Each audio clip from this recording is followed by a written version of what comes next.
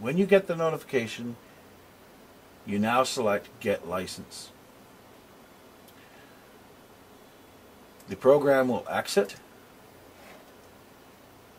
restart the program. It should no longer come up and tell you that it is unregistered.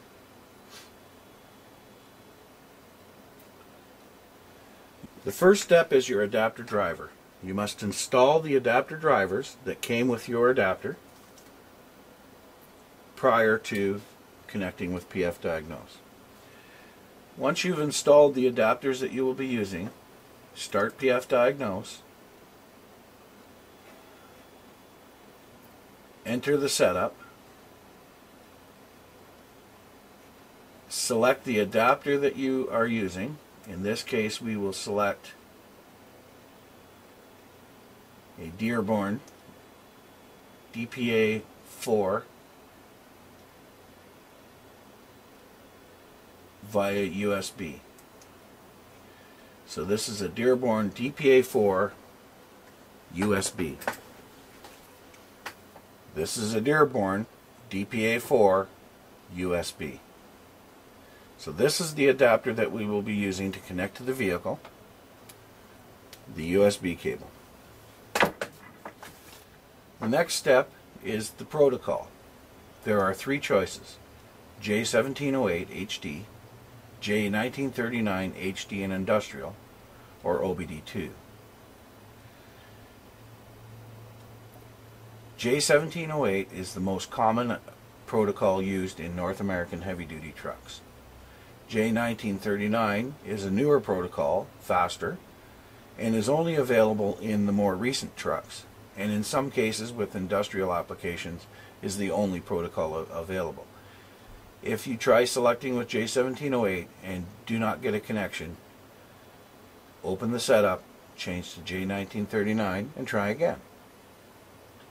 Obd2 is for medium-duty and light-duty vehicles that require Obd2 connections. An Obd2 connection is not a round connection such as this one.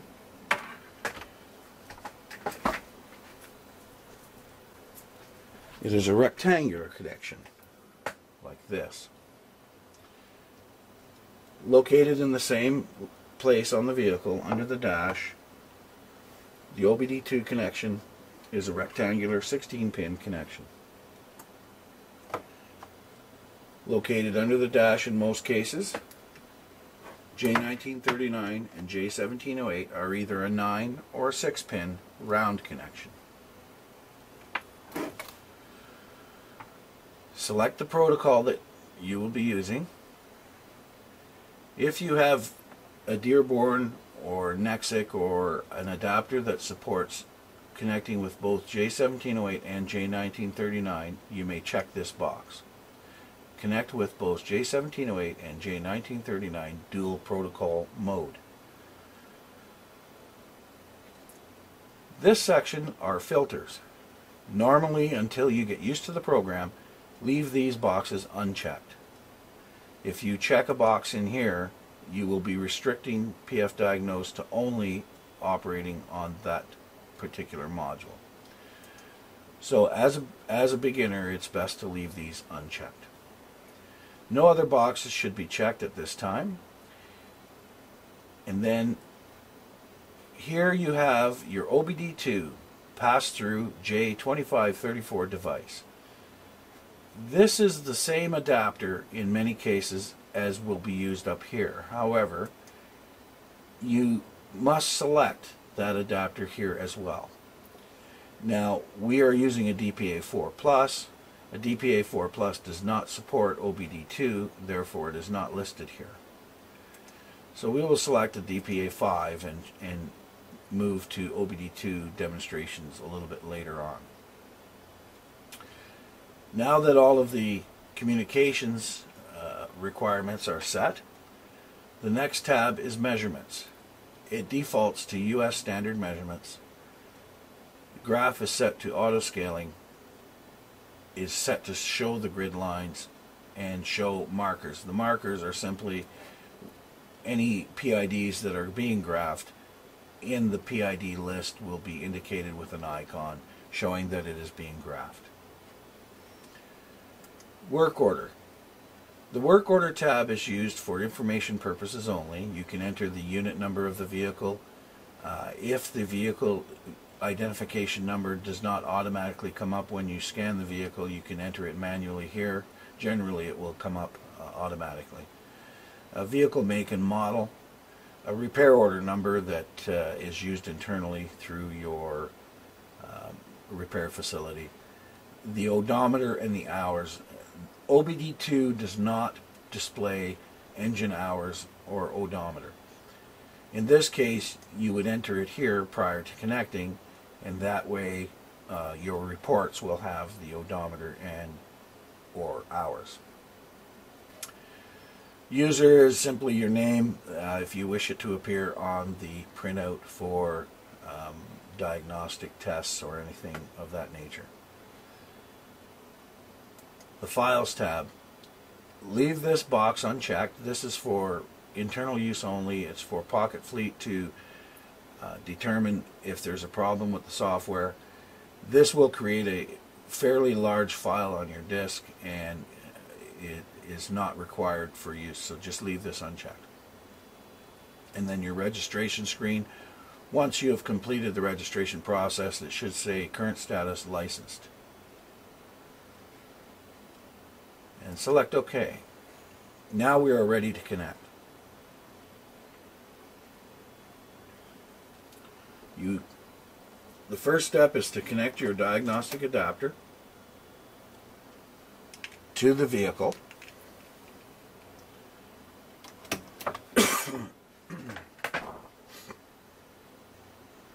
Turn the key to the on position.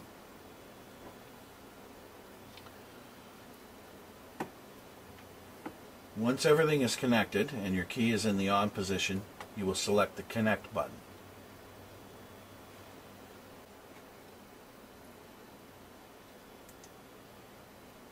Shortly after you select the connect button, you'll start to see data filling the boxes, the engine make, the VIN number, odometer if it's heavy duty, hours, and you may even see the gauges start to respond. You'll also see the graph moving,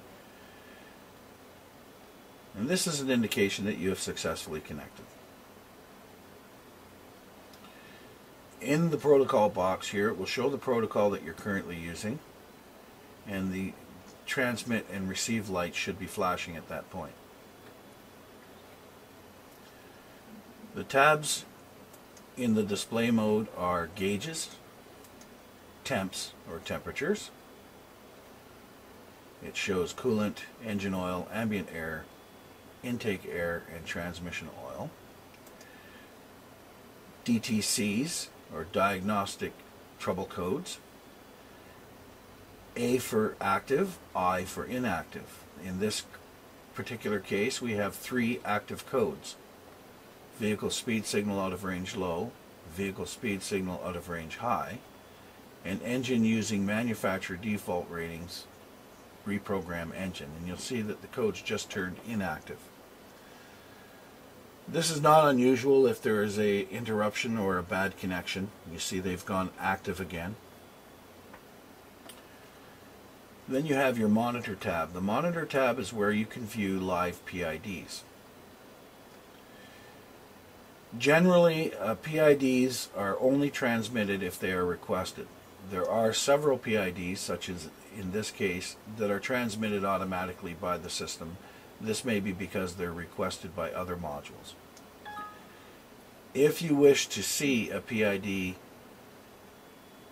that is not displayed, select the box to request it.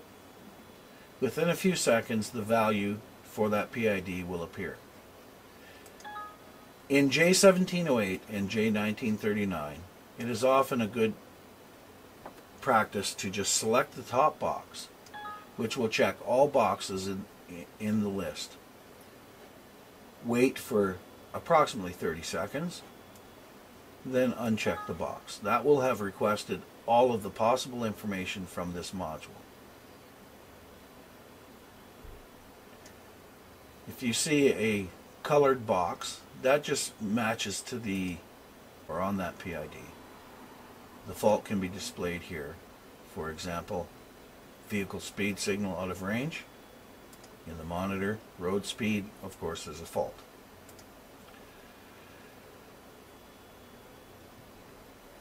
If you wish to view a PID larger, for ease of viewing, for example, if you're sitting in the cab of the truck and the diagnostic PC is out on your toolbox, you may wish to enlarge the view. So you may wish to enlarge the view. To do that, select the PID, double click, and then a box will appear. Click here to zoom. Click on that and it will display the PID will be displayed large for viewing from a distance.